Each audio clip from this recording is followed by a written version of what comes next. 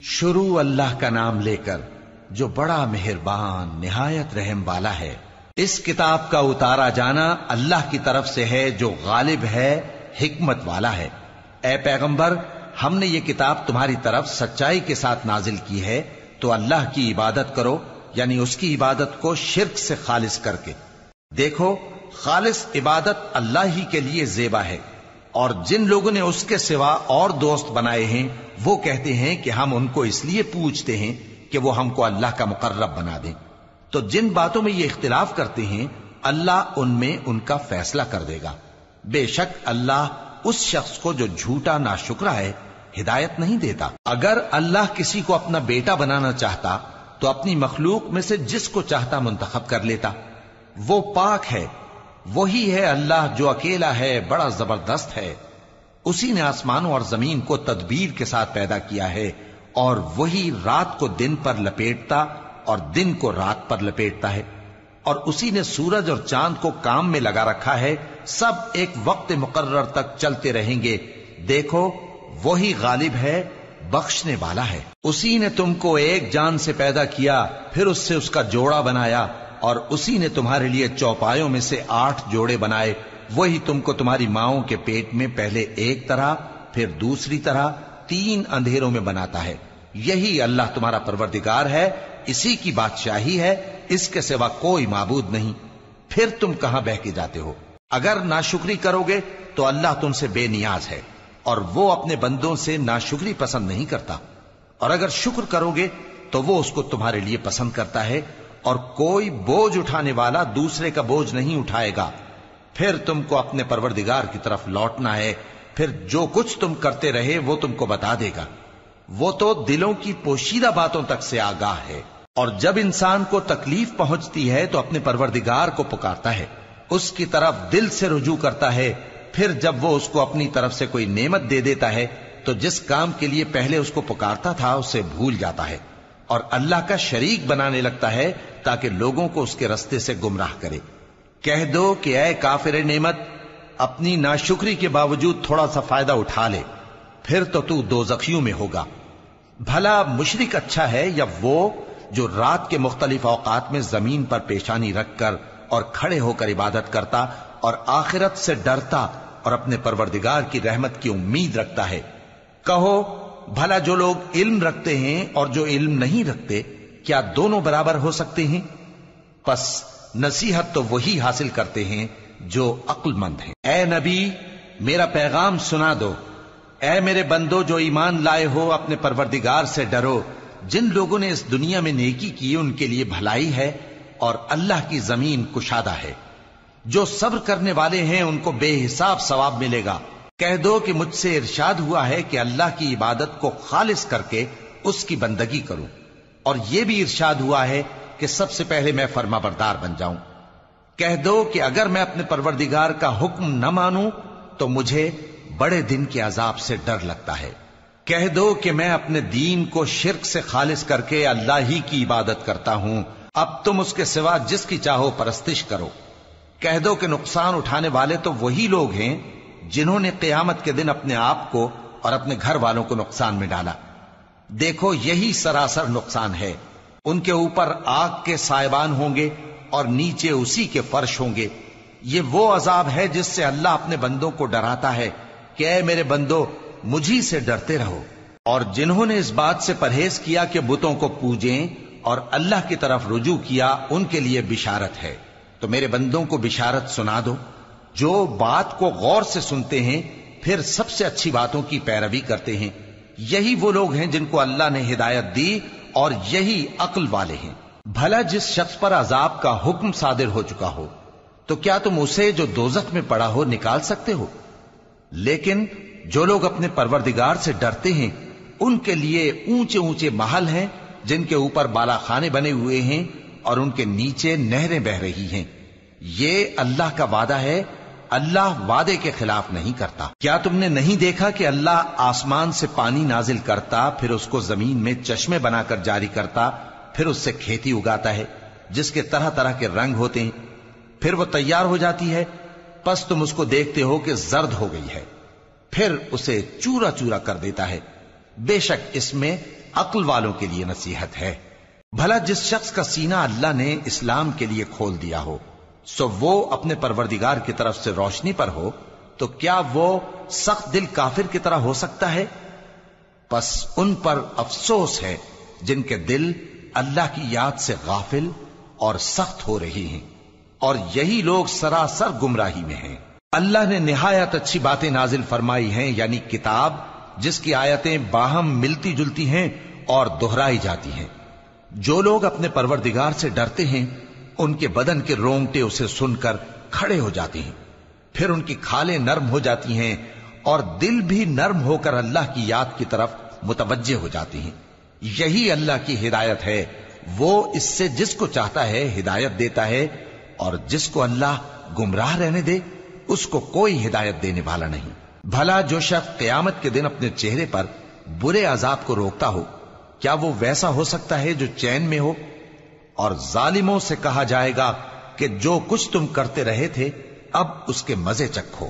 جو لوگ ان سے پہلے تھے انہوں نے بھی تکذیب کی تھی، تو ان پر عذاب ایسی جگہ سے آ گیا کہ ان کو خبر ہی نہ تھی۔ پھر ان کو اللہ نے دنیا کی زندگی میں رسوائی کا مزہ چکھا دیا، اور آخرت کا عذاب تو بہت ہی بڑا ہے۔ کاش یہ سمجھ رکھتے۔ اور ہم نے لوگوں کے سمجھانے کے لیے اس قرآن میں ہر طرح کی مثالیں بیان کی ہیں تاکہ وہ نصیحت حاصل کریں۔ یہ قرآن عربی ہے جس میں کوئی عیب اور اختلاف نہیں، تاکہ وہ ڈر مانے۔ اللہ ایک مثال بیان کرتا ہے کہ ایک شخص ہے جس میں کئی آدمی شریک ہیں مختلف مزاج کے، اور ایک آدمی پورے کا پورا ایک شخص کا غلام ہے۔ بھلا دونوں کی حالت برابر ہے؟ نہیں، الحمدللہ، مگر یہ اکثر لوگ نہیں جانتے۔ اے پیغمبر، تم بھی مرنے والے ہو اور یہ بھی مرنے والے ہیں، پھر تم سب قیامت کے دن اپنے پروردگار کے سامنے جھگڑو گے۔ پھر اس سے بڑھ کر ظالم کون جو اللہ پر جھوٹ بولے اور سچی بات جب اس کے پاس پہنچ جائے تو اسے جھٹلائے۔ کیا جہنم میں کافروں کا ٹھکانہ نہیں ہے؟ اور جو شخص سچی بات لے کر آیا اور جس نے اس کی تصدیق کی وہی لوگ متقی ہیں۔ وہ جو چاہیں گے ان کے لیے ان کے پروردگار کے پاس موجود ہے۔ نیکوکاروں کا یہی بدلہ ہے، تاکہ اللہ ان سے برائیوں کو جو انہوں نے کی دور کر دے، اور نیک کاموں کا جو وہ کرتے رہے ان کو بدلہ دے۔ کیا اللہ اپنے بندے کو کافی نہیں؟ اور اے نبی، یہ تم کو ان لوگوں سے جو اللہ کے سوا ہیں یعنی غیر اللہ سے ڈراتے ہیں، اور جس کو اللہ گمراہ رہنے دے اسے کوئی ہدایت دینے والا نہیں، اور جس کو اللہ ہدایت دے اس کو کوئی گمراہ کرنے والا نہیں۔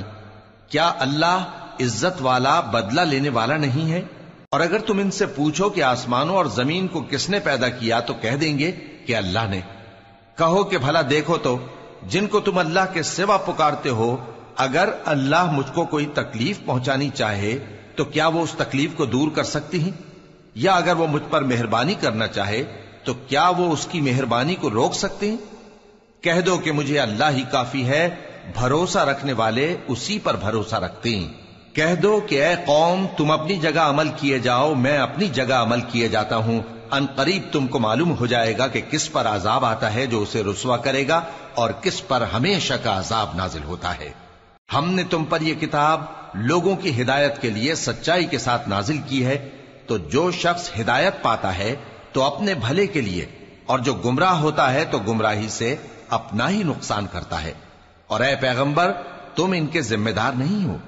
اللہ لوگوں کے مرنے کے وقت ان کی روحیں قبض کر لیتا ہے، اور جو مرے نہیں ان کی روحیں سوتے میں قبض کر لیتا ہے۔ پھر جن پر موت کا حکم کر چکتا ہے ان کو روک رکھتا ہے، اور باقی روحوں کو ایک وقت مقرر تک کے لیے چھوڑ دیتا ہے۔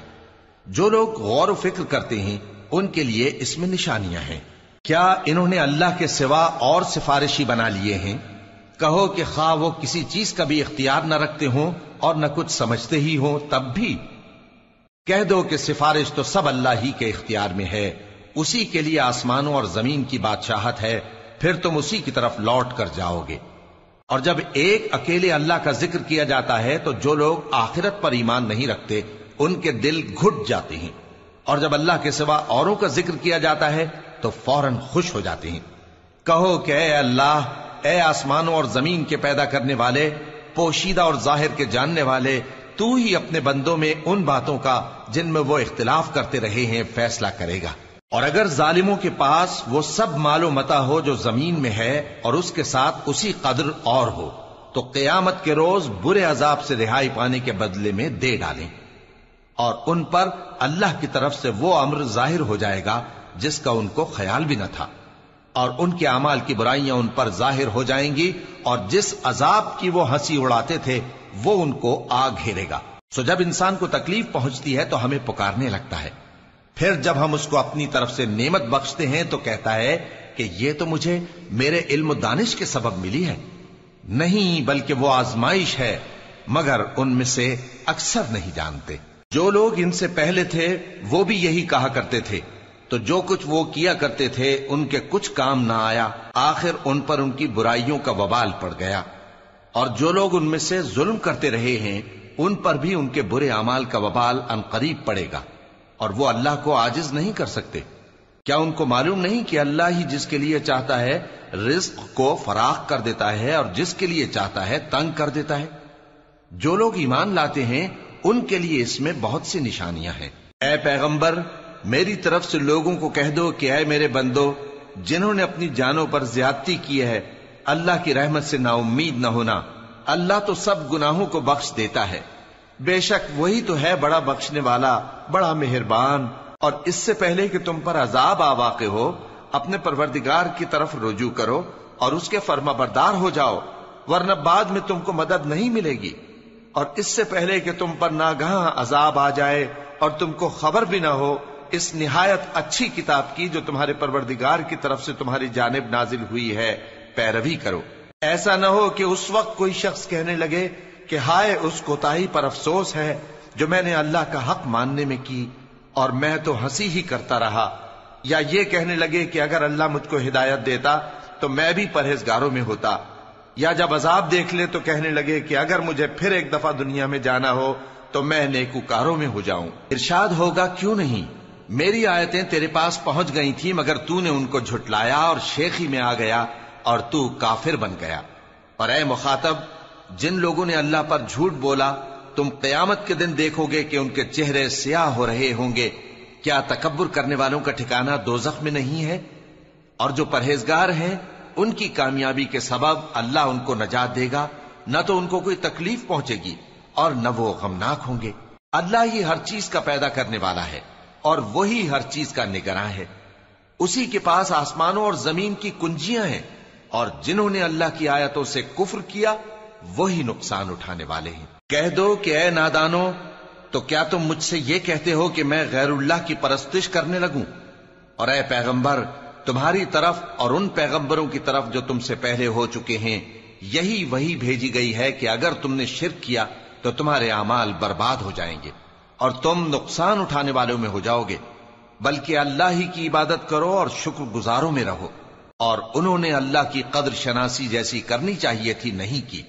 اور قیامت کے دن تمام زمین اس کی مٹھی میں ہوگی اور آسمان اس کے داہنے ہاتھ میں لپٹے ہوئے ہوں گے، اور وہ ان لوگوں کے شرک سے پاک ہے، بلند و برتر ہے۔ اور جب سور پھونکا جائے گا تو جو لوگ آسمانوں میں ہیں اور جو زمین میں ہیں سب بے ہوش ہو کر گر پڑیں گے مگر وہ جس کو اللہ چاہے۔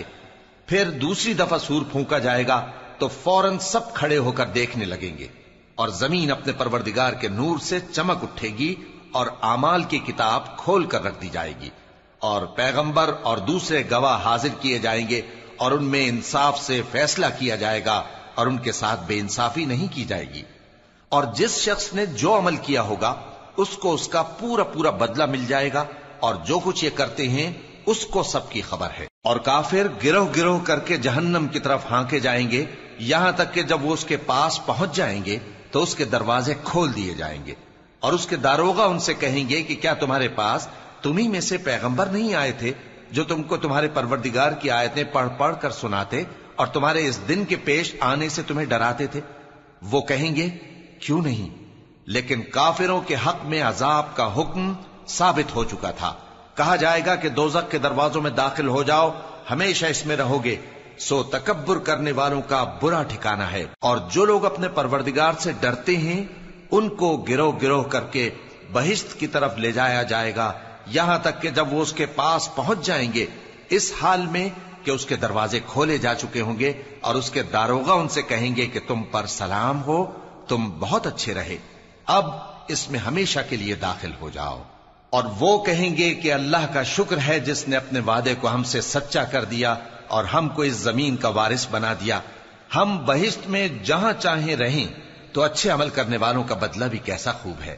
اور تم فرشتوں کو دیکھو گے کہ عرش کے گرد گھیرا باندھے ہوئے ہیں اور اپنے پروردگار کی تعریف و تسبیح کر رہے ہیں، اور ان میں انصاف کے ساتھ فیصلہ کر دیا جائے گا اور کہا جائے گا کہ ہر طرح کی تعریف اللہ ہی کے لیے ہے جو تمام جہانوں کا مالک ہے۔